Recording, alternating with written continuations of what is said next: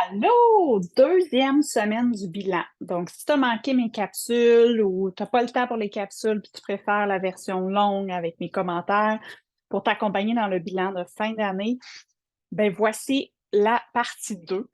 Tu vas pouvoir trouver la partie 1 sur la chaîne YouTube.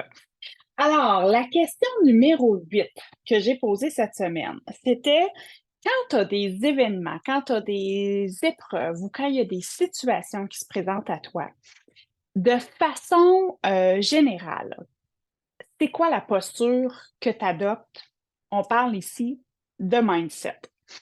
Et j'avais donné 3 choix, OK? On peut faire des gradations dans les catégories. Mais j'avais donné 3 choix. Est-ce que tu as la posture de victime de Oh mon Dieu, je suis impuissant face à tout ce qui se passe dans ma vie, c'est de la chance ou de la malchance qui nous arrive. Là, je me sens à l'extrême, là, mais regarde, moi, je ne peux rien y faire. Ça m'arrive dans ma vie. Puis il y en a qui sont chanceux, il y en a qui sont moins chanceux. Puis ça, c'est la posture où t'es pas tant dans ton pouvoir personnel, selon moi. T'es pas tant dans j'ai du contrôle ou je peux prendre action. Si t'es là, probablement tu regardes pas mes vidéos. Euh, la deuxième était comme entre les deux, puis l'autre, mettons, on y va dans une échelle de gradation plus à l'extrême, c'est je suis toujours dans mon 100% responsable et je pense que mon énergie attire des situations à moi. Tout est dans ma pièce de théâtre. Moi, je suis un peu de ceux-là qui ont cette pensée que tout ce qui m'arrive, c'est un peu dans ma pièce de théâtre. Donc, c'est là pour évoluer. Ça parle de moi. Si ça me déclenche, ça parle de moi. Si c'est le fun, ça parle de moi. Donc, puis c'est pas être égoïste, là. C'est pas tout ramener à mon nombril, mais c'est de dire, OK, c'est comme si j'étais dans un jeu vidéo, il y a des choses qui se passent. J'ai la conscience, je suis alerte, je regarde qu'est-ce qui se passe, puis comment je peux m'en servir pour évoluer comme personne. Donc, ça, c'était la question numéro 8. Fait que, de façon générale, est-ce que ça se peut que des fois, on file moins, il y arrive quelque chose, puis il faut comprendre aussi que on a nos déclencheurs. Moi, je dis que nos déclencheurs, ils restent pas mal les mêmes toute la vie, selon moi. Enlever mes bracelets, parce que je pense que ça fait bien gling de clac. Nos déclencheurs, c'est les valeurs, des besoins non comblés, des blessures pas réglées. Bon, si tu n'as pas fait ton ménage intérieur, fort probablement que tu vas être déclenché pour les mêmes choses, ça va toujours te revenir dans ta pièce de théâtre. Mais c'est surtout la réaction qui peut évoluer. Comment je décide de choisir de réagir à un événement qui m'arrive. Parce que c'est sûr que quand quelque chose nous arrive, les premières secondes, les premières minutes, on va être souvent dans une posture de oh, pourquoi ça m'arrive à moi? C'est dans plus la posture victime. Après, on peut choisir de penser différemment et dire OK, pourquoi je vis cette situation-là? Qu'est-ce que ça m'apprend sur moi? Qu'est-ce que. Puis là, tu vas décider de comment je vais réagir. Fait que j'avais posé la question de façon générale cette année, quand tu t'observes avec bienveillance, sans te juger, plus victime, plus 100% responsable ou un gros mix des deux. La question numéro 9, c'était c'est quoi le plus grand choix que tu as fait cette année? Et j'aime dire que la vie, c'est une série de choix. Et où tu es rendu aujourd'hui, c'est souvent la somme de tous les choix que tu as faits dans les dernières semaines, dans les derniers jours, dans les derniers mois, dans les dernières années. Donc, des fois, c'est intéressant de se poser la question, OK, je suis rendu où je suis rendu. Quand je regarde derrière, non, je ne peux pas changer le passé, mais est-ce que je peux apprendre du passé? C'est quoi les petits choix que j'ai faits tous les jours ou de façon régulière qui font que je suis où je suis ici aujourd'hui? Et un des exemples classiques, c'est souvent l'entraînement. Tu sais, si du jour au lendemain, tu te dis: «Bon, mais là, moi, je vais être super top shape, athlétique», ben, fort probablement que ça arrivera pas demain matin, tu sais.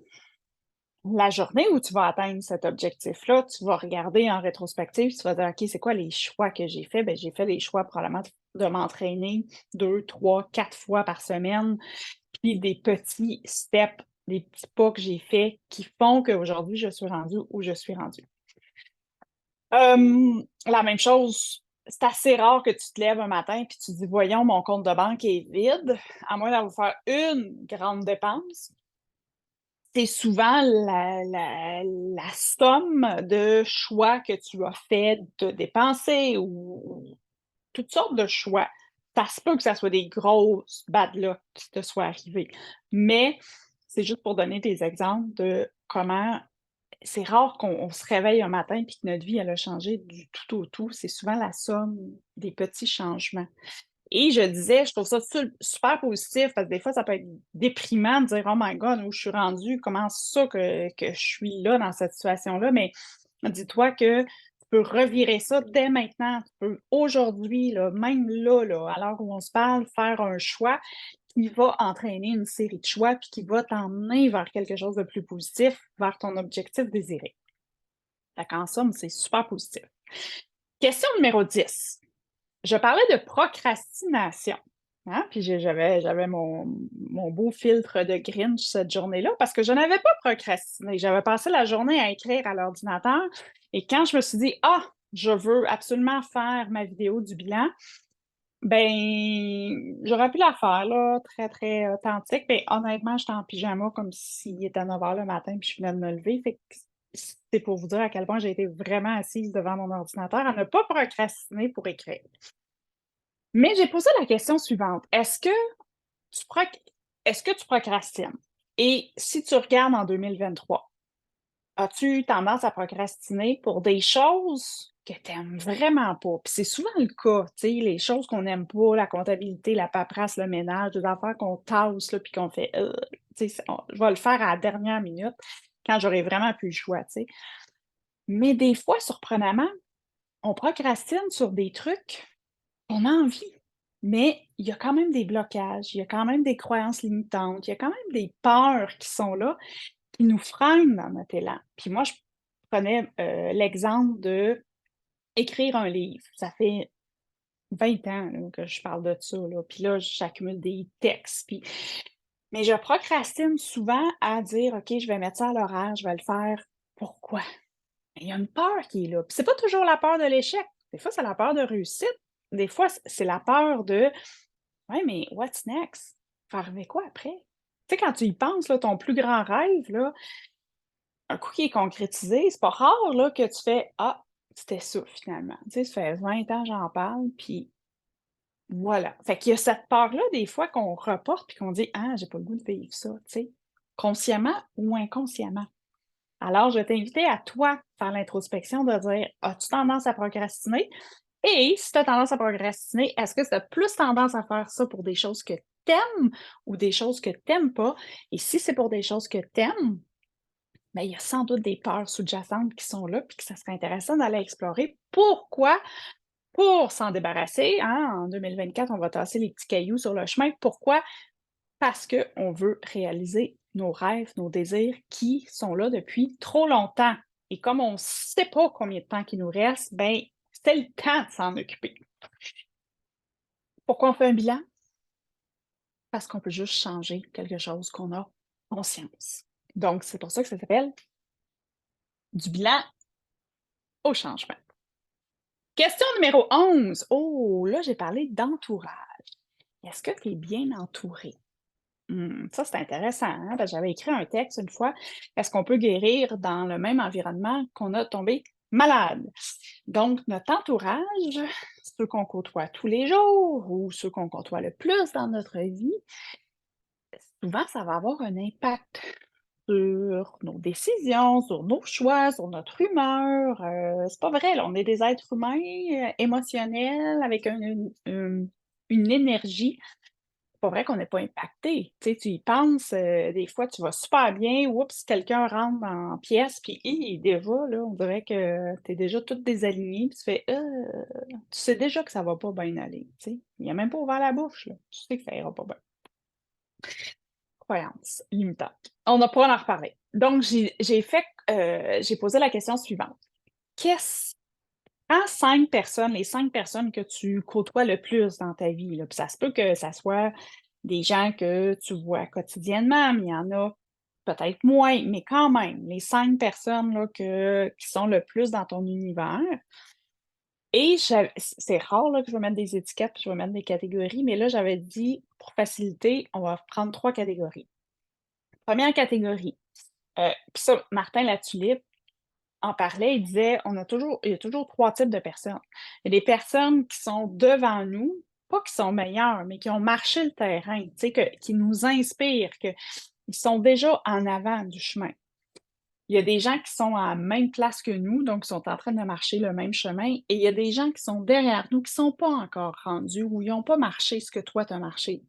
Puis là, tu peux l'interpréter de n'importe quelle façon, que ça soit au travail, que ça soit dans ton développement personnel, dans n'importe quoi, à financier, à amoureux. Tu as des gens en avant qui, eux, généralement, t'inspirent. Du moins, je le souhaite, là. Sinon, si c'est quelqu'un qui t'inspire pas, va pas. T'es peut-être pas dans le bon axe de direction, tu sais. Mais on a des gens souvent qui vont nous inspirer. C'est là qu'on veut aller. On les regarde et on fait «Wow, c'est ça que je veux». Pas par jalousie, pas par envie, mais par ils ont marché le terrain. Puis tu peux imaginer aussi si tu es en train de faire une course, tu vas toujours avoir du monde en avant, toujours du monde en arrière, toujours du monde à côté, tu sais. Ceux qui sont à côté, c'est ceux que toi, selon ton jugement, sont rendus à peu près à la même place. Puis vous vivez à peu près les mêmes choses, dans votre vie, là, tu sais. Hem, Tu peux juste prendre l'exemple de si tu as des enfants, tu sais. Je veux dire, tu pas meilleur qu'un autre parce que toi, tu as des enfants, mettons, de 17 ans, puis que l'autre a un poupon de 6 mois. Tu pas, supérieur, inférieur. C'est juste, tu pas rendu à la même place. Tu la nouvelle maman qui a son enfant de 6 mois, elle vit son expérience d'une maman avec un enfant de 6 mois. Même si elle dit qu'elle comprend ce que tu vis avec ton enfant de 10, 15, 20 ans, elle l'a pas vécu, tu sais. Puis fort probablement que quand elle va être rendue là, elle va: «Ah, ouais, là, je comprends ce que tu me disais, v'là 17 ans, là, maintenant, je le comprends». Pas meilleur, c'est pas moins bon, c'est juste pas la même place. Donc, tu as marché le terrain et tu as passé par là avant, tu sais. Fait que ceux qui nous propulsent sont devant, ceux qui marchent, à peu près la même chose que tu vis. Donc, tu sais, si tu as des amis qui ont des enfants, qui sont d'âge scolaire, qui vivent la grève, tu sais, tu es pas mal dans le même bateau, sont à peu près à la même place, tu sais. Et ceux que toi, tu inspires. Et ce que je trouve intéressant, que j'ai pas le temps d'expliquer dans un 45-60 secondes, c'est après ça, de voir un peu la proportion, tu sais. T'es-tu plus drivé, en bon français, par plein de monde qui te propulse? T'es-tu plus la personne qui inspire, puis des fois, tu as l'impression de tirer, là, tout le monde, tu sais? Puis c'est pas que c'est bon ou c'est mauvais, je le répète. C'est juste que si toi, tu veux te rendre plus haut, si toi, tu veux t'aspires à autre chose, t'aspires à un changement, parce que c'est pour ça qu'on en parle, là, on est du bilan au changement. Moi, si tu me dis: «J'adore ma vie, je reste statu quo, je signe pour les 50 prochaines années, Aziz», tu regarderas pas mes vidéos. Tu peux les regarder si tu veux, mais probablement pas ça que tu aspires, tu sais? Donc si tu veux vraiment du changement, ben là, c'est intéressant de voir, OK, est-ce que j'aurais peut-être avantage à aller chercher plus de monde qui me propulse, plus de m'entourer plus de gens qui vont m'emmener, là, vers l'avant. Tu sais, c'est pas pour rien quand tu fais un marathon, tu fais une course, tu as un lapin, là, que tu suis, tu sais, parce que lui, il fait le pace, puis tu dis: «OK, c'est là que je veux aller». Si tu as juste du monde qui marche à côté de toi, ça se peut qu'à un moment donné, tu fasses: «Ouah, ça a l'air confortable de marcher», fait que tu vas ralentir. Correct aussi, c'est peut-être pas ça ton souhait. Donc ça, c'est la question 11. La question 12, j'ai parlé d'énergie. On a tous dans notre vie des grugeurs d'énergie et des rehausseurs d'énergie. Les rehausseurs d'énergie, c'est ce qui nous met en haute énergie, ce qui nous met, en joie, les choses qu'on voudrait faire. Moi, si j'écoute de la musique là, super, emballante là, ça va me mettre en haute énergie. Si je regarde un show d'humour très drôle, ça va me mettre en haute énergie. Si je regarde quelque chose là qui est passionné avec, tu sais, que ça soit les Jeux olympiques, que ça soit, quelqu'un qui atteint un résultat, moi, ça vient me vibrer, là, puis je trouve ça beau, puis ça rehausse mon énergie. On a tous des grugeurs d'énergie. Et souvent, ça peut être des choses qu'on n'aime pas faire, ça peut être des gens qui nous grugent notre énergie, ça peut être des situations, hein. Si tu mets trop, d'émotions entourant des situations que tu as pas pantoute tout le contrôle, on n'en nommera pas ici, mais ça te sert pas à grand-chose, tu sais. Ça va être un grugeur d'énergie. Fait que c'est important d'identifier tes grugeurs d'énergie et de voir: «OK, j'ai-tu le contrôle là-dessus ou pas?» Si j'ai pas le contrôle, ben, je passe au suivant. Tu sais, si j'ai le contrôle, OK, parfait, qu'est-ce que je peux changer? Qu'est-ce que je peux changer pour passer de grugeur d'énergie à rehausseur d'énergie? Mettre ma petite toune, de la compagnie créole, puis de danser, puis de faire: «Ah OK, là, je vais mieux», tu sais? Ça peut être ça. Hem, un verre de vin n'est pas toujours rehausseur d'énergie, peut-être momentanément, mais ça peut qu'il te gruge après, mais à toi de voir. Question numéro 13. La question était: «Sur quoi tu as lâché prise cette année?» Des fois, on s'accroche. Des fois, on s'accroche au passé, on s'accroche à une situation, on s'accroche à quelque chose, qu'on aurait voulu. Puis des fois, c'est bon de se reposer la question: «Est-ce que je veux encore ça? Ou c'est juste sur mon pilote automatique, puis j'en ai tellement parlé, puis j'en ai tellement voulu», tu sais? Puis moi, je pourrais me poser la question sur mon livre, de dire: «Hey, oui, j'ai toujours voulu ça. Je le veux-tu encore? Ou je le fais parce que je l'ai toujours voulu», tu sais?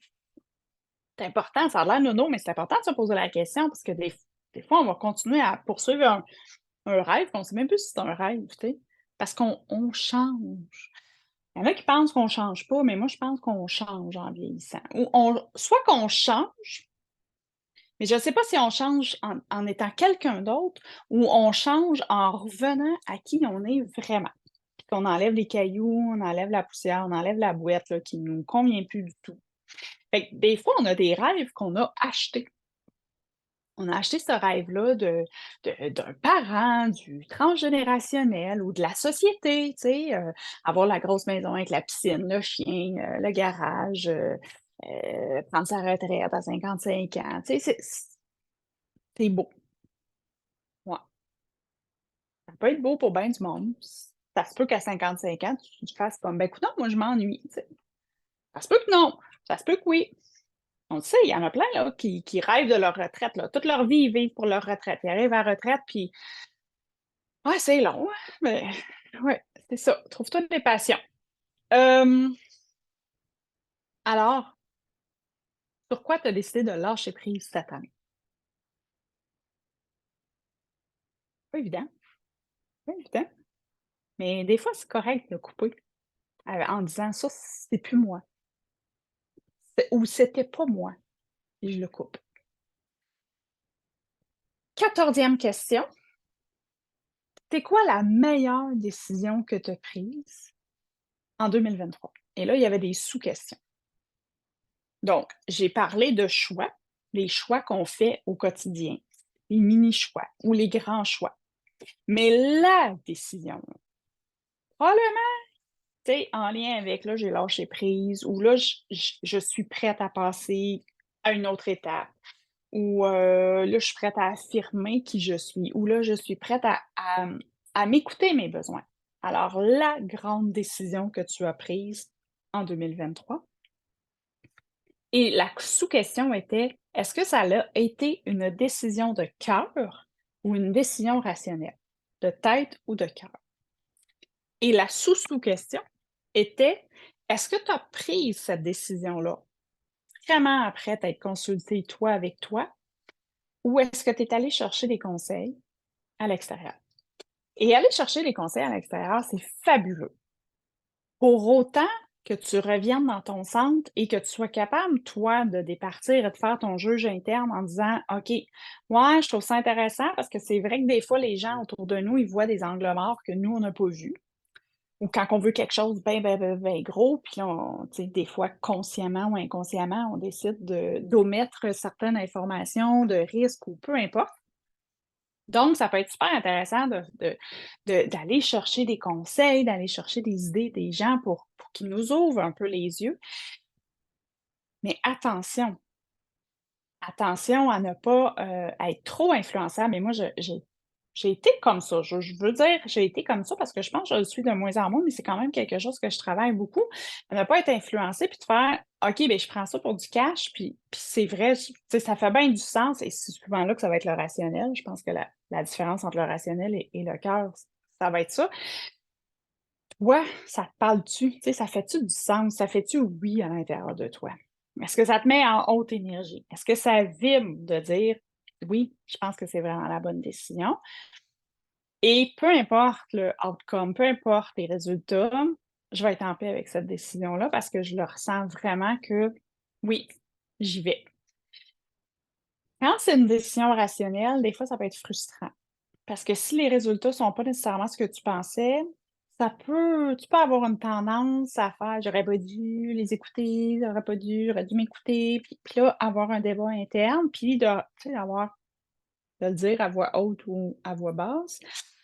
«J'aurais pas dû les écouter», tu sais, mais c'est quand même toi qui as fait le choix de les écouter. C'est le fun des fois de mettre ça sur la faute des autres, mais non, c'est pas dans ton 100 responsable quand tu fais ça. Fait que c'est le fun d'aller chercher les conseils des gens, mais à la fin de la journée, c'est quand même toi qui prends la décision. Fait que peut-être te reconnecter avec ton cœur puis dire: «Ouais, je suis vraiment alignée avec ça, puis c'est ça que j'ai le goût». Fait que c'était ça les 14 questions. Donc la 15e a déjà passé en vidéo, mais je vais la garder pour la partie 3 pour faire de 15 à 21 dans la prochaine vidéo. Alors du bilan au changement, on se rappelle, on fait un bilan. J'ai décidé de faire un bilan autrement cette année. Pas de dire de 1 à 10 dans les sphères de vie traditionnelles, l'argent, l'amour, le professionnel, les voyages, l'amitié, tu te trouves où, tu sais? C'est parfait si tu fais ça. C'est le fun d'avoir une échelle de grandeur, puis de voir au début de l'année, je suis où, puis de regarder à la fin de l'année. Tu sais, c'est comme des unités de mesure, mais c'est quand même encore très subjectif parce qu'un 7 pour moi, un 7 pour toi, ça peut être complètement différent. Donc, ces questions-là, c'est vraiment des questions toi avec toi. C'est pas le genre d'affaires tout le temps que tu discutes, mais tu peux en prendre quelques-unes puis poser les questions, à Noël. Ça peut faire des beaux sujets de discussion. Mais, peut-être éviter dans ton entourage, c'est qui les 5 personnes qui drive de l'énergie, tu sais, peut-être pas trop mixer les questions avec l'alcool, ça pourrait mal finir. Fait que garder ça simple, mais peut-être un petit journal, juste écrire toi avec toi, puis, le ressortir aussi l'année prochaine. C'est le fun des fois de ressortir ça, puis de faire: «Oh my God, je suis rendue ailleurs». Moi, j'écris beaucoup, donc j'écris mon journal intime, là. J'ai toujours fait ça. Des fois, je retourne voir le cahier de janvier, puis je fais: «Oh là là, c'est vrai, il s'est passé ça en janvier, en février, en mars. J'étais tellement pas dans le même mindset, j'étais tellement pas à la même place». C'est le fun de voir notre évolution. Moi, je trouve ça encourageant, tu sais, parce que le statu quo, puis moi, c'est 2 choses. Fait que voilà, c'est tout pour cette vidéo-là. On va se voir dans la partie 3. Tu peux me trouver sur YouTube, tu peux me trouver sur Instagram, tu peux me trouver sur Facebook, Véronique Vigneault Pro, sur ma page pro. Tu peux m'envoyer des commentaires, tu peux aller voir mon site web www.veroniquevigneault.com. Viens m'écrire sur ton bilan. À la fin de ce beau 31 jours, je vais mettre, un document disponible, heu sur mon site web que tu pourras télécharger gratuitement et tu pourras, avoir ces questions-là et je te suggère de le faire pour 2023 et je te suggère aussi, de garder cette copie-là pour le refaire l'année prochaine en 2024 et voir l'évolution aussi dans plein de sphères, différentes, du bilan que tu auras fait en 2023. Alors, bonne soirée!